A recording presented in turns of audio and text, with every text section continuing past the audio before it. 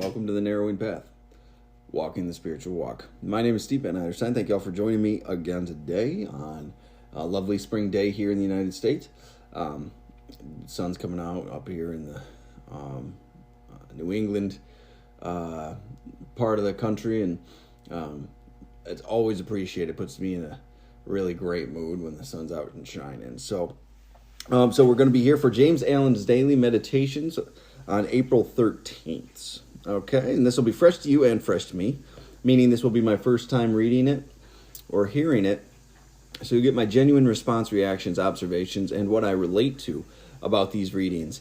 And yesterday's was, I loved how it ended with talking about bliss and just how our natural state is bliss and peace, and have all of these really strong things associated with it. So when we do the work, we get a lot of these types of rewards. And that's something I'm really grateful for, and I need a reminder that keep walking through this and keep doing the work, and one day you'll realize these gifts have been given to you as well.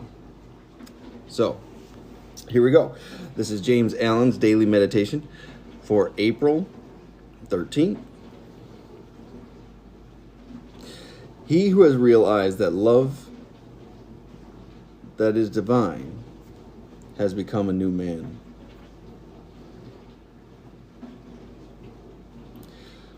And this love, this wisdom, this peace, this tranquil state of mind and heart may be attained to, may be realized by all who are willing and ready to, and who are prepared to humbly enter into a comprehension of all that the giving up of self involves. What a sentence. There is no arbitrary power in the universe, and the strongest claims of fate by which men are bound are self-forged. Men are chained to that which causes suffering, because they desire to be so, because they love their change, because they think their little dark prison of self is sweet and beautiful, and they are afraid that if they desert that prison, they will lose all that is real and worth having. Ye suffer from yourselves, none else compels. None other holds ye, that ye live and die. To the divinely wise, knowledge and love are one and inseparable.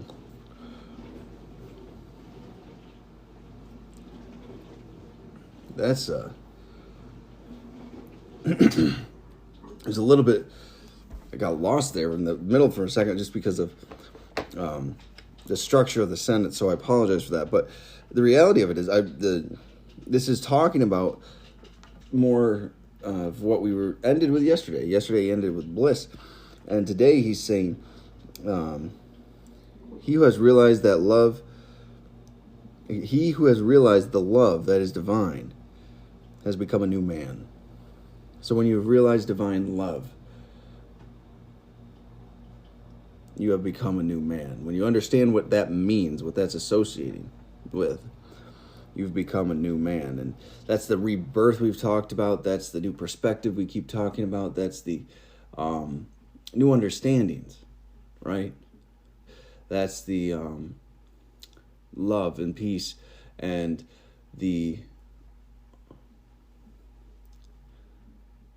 sympathy and pity for those who are still acting in that self-will. They're still acting in a way to serve themselves. So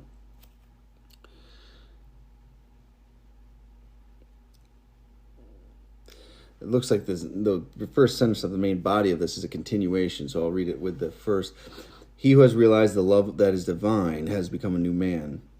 And this love, this wisdom, this peace, this tranquil state of mind and heart may be attained to, may be realized by all who are willing and ready to, and are prepared to humbly enter into a comprehension of all that the giving up of self involves. So he's saying this divine love, this divine wisdom, this divine peace, this tranquil, serene state of mind and heart. This is available to anybody. Absolutely anybody. And if you had told me that years ago, I would have called you a liar. If you had told me that I could have peace and calmness, serenity, and happiness in my life, I would have called you a liar, because I was doing anything I could just to get through a day, to seek enough pleasure and distraction and comfort to get through my day, so I'd close my eyes and hope to do it again, to just hope that someday it would all change. As sad as that might sound, that's how I lived. That's how a lot of people live. You don't have to be an alcoholic or a drug addict or addicted to any one thing or a substance at all for that to be your life. We have to humbly just enter into a comprehension of all that the giving up of self involves. So we have to understand. We have to be willing to understand and willing to action the giving up of self, to letting that ego die, to run to a new way of living and leave the old behind. He goes on to say, there is no arbitrary power in the universe, and the strongest chains of fate by which men are bound are self-forged. Arbitrary power in the universe. It's all intentional. And the strongest chains of fate by which men are bound are self-forged. That was my direct experience. I built myself into a jail cell inside a prison, inside of a walled castle surrounded by a moat. I built myself into this cage. I forged those massive chains that I was held back by. Those were of my doing. Those were of my holding. It was my perspective and my understanding that I had to let go of. I didn't know. But gratefully, I've been able to be shown a way to live that showed me that my biggest enemy is myself. And that's pretty amazing.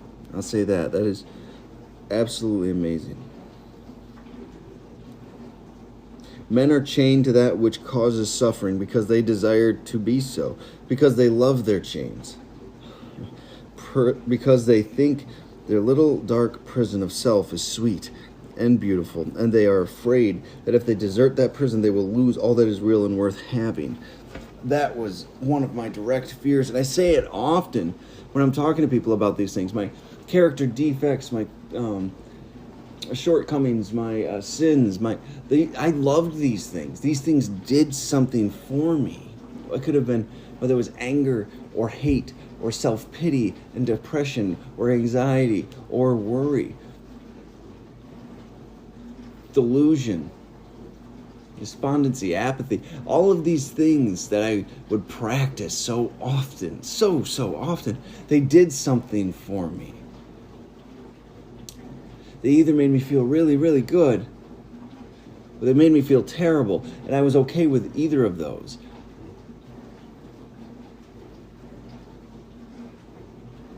It was amazing to me to realize that I fed off those emotions, that those emotions were things I enjoyed because, I don't know, but if this rings true for anyone else, but we say we hate these things. We hate being upset. We hate being this, getting angry. We hate the gossiping. We hate the drama. But yet we actively participate in them. And they do something for us that we feel like we need to have. And that's what he's saying here. Men are chained to that which causes suffering because they desire to be so. We want to have that still. Why? Because it's familiar. Because it's comfortable in its uncomfortableness. Uncomfortability, some say. The devil you know, I guess. Because they love their chains. I loved my chains. I loved because it gave me an excuse. It let me be the victim. It let me be void of all sense of responsibility. Right? Freed me to act and live the way I thought I needed to, when I could sit there and rattle these chains and say, I can't do anything else. This is what I have to do. I loved it. I was defined by them. And I was okay with that. I didn't know how attached I was to my sin.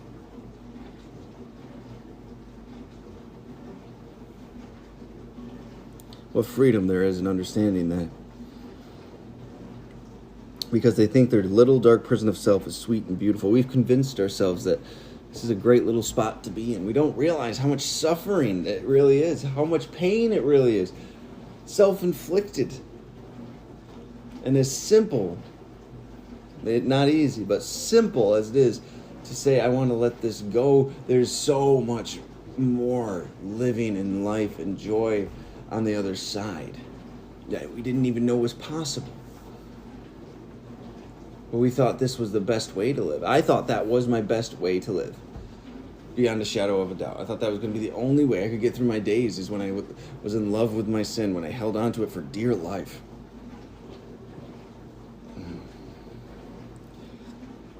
And they are afraid that if they desert that prison, they will lose all that is real and worth having. I remember when I was getting sober and I really started doing this work, I was scared I wouldn't like the person on the other side.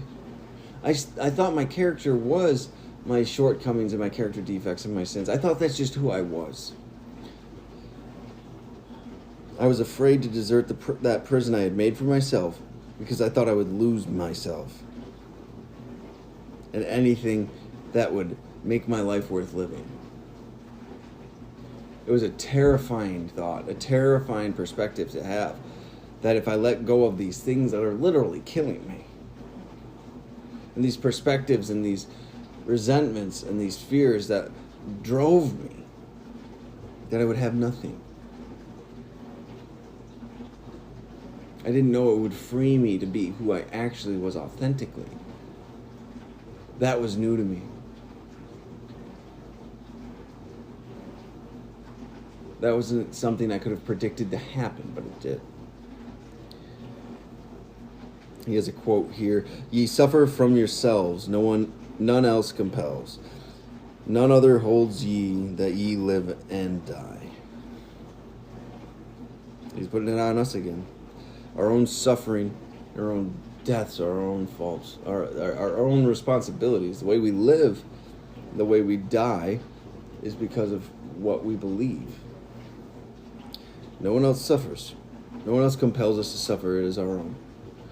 Our desires get in the way, our fears get in the way. All of these things cause our own suffering, and we get to choose how to live and how to die. Or how to live until we die. Maybe it's a better way to say that.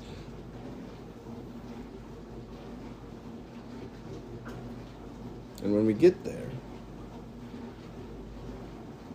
we realize it was all our own distorted, delusional perspective.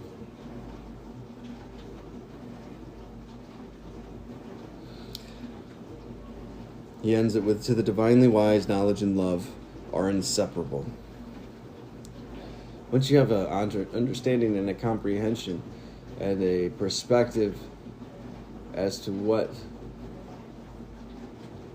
your own selfishness and self-centeredness has caused, there's nothing left to do but love. When you learn to get yourself out of the way and don't allow yourself to force your will upon somebody else, or wish someone was different, or take something personally because you know it's just them,